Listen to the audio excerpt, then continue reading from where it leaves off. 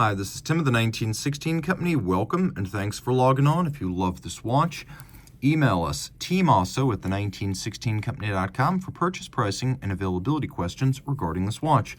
So today we're discussing a fascinating launch from 2022. This is the Panerai Radiomir Bronzo PAM00760. Sort of a boutique edition, it's not quite. This, the first ever Bronzo that's built as a Radiomir and not some variety of Luminor, was a watch launched along with new CEO Jean-Marc Pontruet's intention to sell an exclusive model only at Panerai dinner events. So this is technically an event edition available only to those select Paneristi invited to dinner events hosted by the CEO himself. So the watch here is something that you can only buy from Panerai, but there's another layer of exclusivity in that you cannot buy it unless you are at one of these dinners, which entails some kind of an invitation. So we'll talk about that a little bit as we get down the line. What you need to know is that it's a typical 47mm Panerai Radiomir, very similar to the historic 3646 combat watches.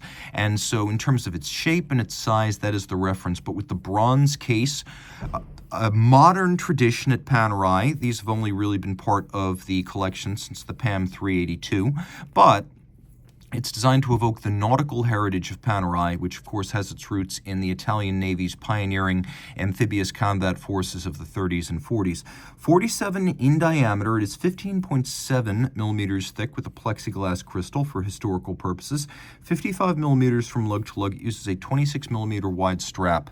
On my wrist, which is 16 centimeters in circumference, I always say that the way you really measure a Panerai Radiomir or Luminor is just the case. So don't worry about 55 millimeter Lug-to-Lugs. The lugs are so spare, they're just out there to sling the strap. Visually, what you read is the case. So think of this as a watch that's basically 47 millimeters square. Now, it's not thin, might fit under a jacket cuff, but not a tight shirt sleeve. You can see it does actually fit me. And in fact, I think if your wrist is my size or larger, this is 16 centimeters circumference, the wrist you're looking at, but I think you're going to be good to go. It's not very heavy, too. It's a fairly light watch. There's just enough substance that it doesn't feel toy-like. It's not like composite, titanium, or ceramic. It's also not a weighty watch, though. It's nothing like the submersibles that typically populate the Bronzo series. The strap is a little bit over the top. This is sort of a cross-hatching like you might find on a pilot strap, where you have layers of leather bound together. And I suppose you could say you do have some layers of leather bound here, though it's just the top and the bottom. It's a contrasting stitch with a cross hatching, so it's got a bit of an aviator aesthetic, and then we have this very minimally tanned assolutamente style leather on the top, and on the bottom a conventional calfskin. You can see Panerai factory strap, no crimping, no gouging, and it's very thick cut. The layers are pronounced. There's a little bit of lacquering on the side, but this is not like the lacquering you'll find on, for example, a highly refined strap. Here's a Breitling with a highly refined lacquering, whereas here it's cut and there's just enough lacquering to transform the color to a sharp black and seal the leather, but not so much that you can't see the grain or the layers. The buckle is a typical Panerai trapezoid, but here also matched in bronze. And yes, bronze will patina. The essential ingredients of bronze are tin and especially copper, and so particularly the copper over time will begin to tarnish. Now there are some, for example, IWC and Tudor, who put a lot of aluminum, for example, in their bronze to minimize its transformation and harden it. This is going to be a bit more reactive, but there won't be any verdigris or anything like that as long as you don't, submerge it in salt water for weeks at a time. It's not going to become like a piece of the Titanic. And yes, you can remove the tarnish if it bothers you. The way these Radiomir straps have always worked out is that they look like they're sewn on. And back in the 30s and 40s, they would have been sewn on, but you see how there's a little screw at each side? You remove those two screws, and then the lugs pull out, and then they part in the middle. So you don't need to cut this off, and you don't need to sew it on. Just have your screwdrivers handy. If you are a Paneristo, especially if you're one of the people who gets invited to this type of dinner, you probably already have the tools at home to start strap swapping. If you don't like the aesthetic of the strap, just put it away. It's model specific, so it is collectible in some respects. and then just put a different strap on it. No company ever, including Rolex, has more OEM and aftermarket and full custom strap options or specialist constructors making straps than Panerai. And the talk among Paneristi has always been new strap, new watch. It really does transform the timepiece. If you want a different ambiance, you could throw this on neon pink. You could throw it on anything. You could have it made of stingray leather. The possibilities are endless. I happen to like this look. Just keep in mind, if you want to avail yourself of this screw-down crown 100-meter water resistance and swim, put it on a different water-resistant strap first. Crown is screw down. You can see externally a little bit of polish and media blast. So that's, I believe, a 70s Officine Panerai logo. So a little bit of history mixed and matched here. It's not strict to any particular historical watch. It's got a little bit of all of them, and then some stuff that's purely fanciful, such as this olive green smoked gradient dial with a granular, very coarse grit to it.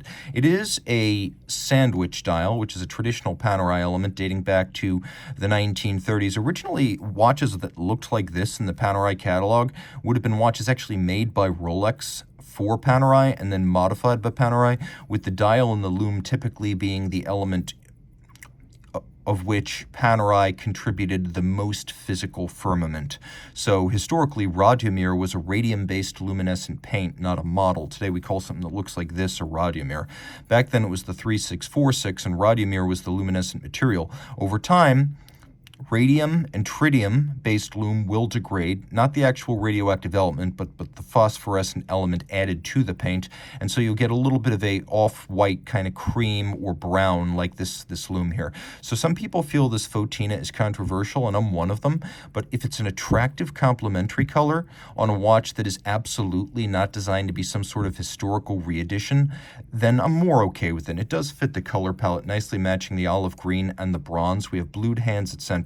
The sandwich dial is a luminescent solid disc under a stencil, so you get a very distinctive aesthetic when it is luminescent. By the way, this, if you look, has depth to the individual characters on the dial because the stencil has thickness. Also, this is what I like to call dusk till dawn lume. Some watches fade out 30 to 60 minutes after the lights go out. So particularly if you're camping and you want to be able to see your watch, this is going to glow strongly and legibly until morning. Now, an element that historical Panerai watches would not have enjoyed, we do have a little time zone stepping function here.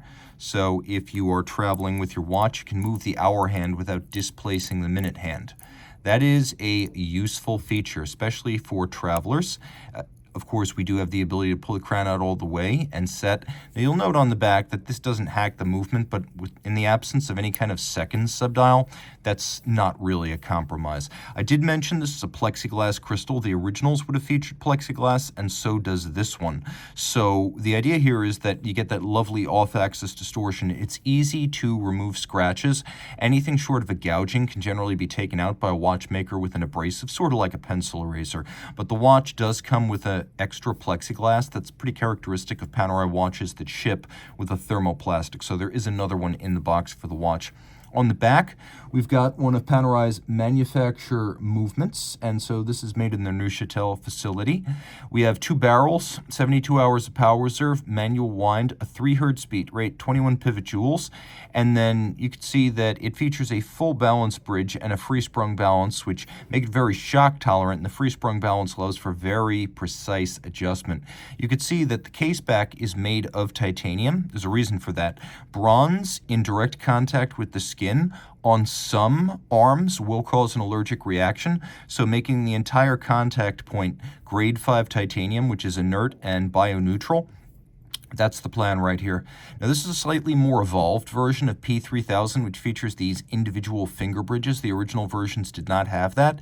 The idea here is to add a little bit of an air of luxury, although all of this is machine finished, but it's cleanly machine finished, and it's got that brushed aesthetic that the old Rolex Codebert 618 and Angelus SF240 movements would have had back in the day of Panerai combat watches, so that's something to think about. Now, you can see the year right there, Y, that is 2022. This was one of the first 11 sold. Presumably the 300 will take years to build, as they will only be available at these dinners. And I understand these dinners are intimate affairs. They're not going to fill a hotel ballroom to sell 300 of these in one night, so just keep that in mind.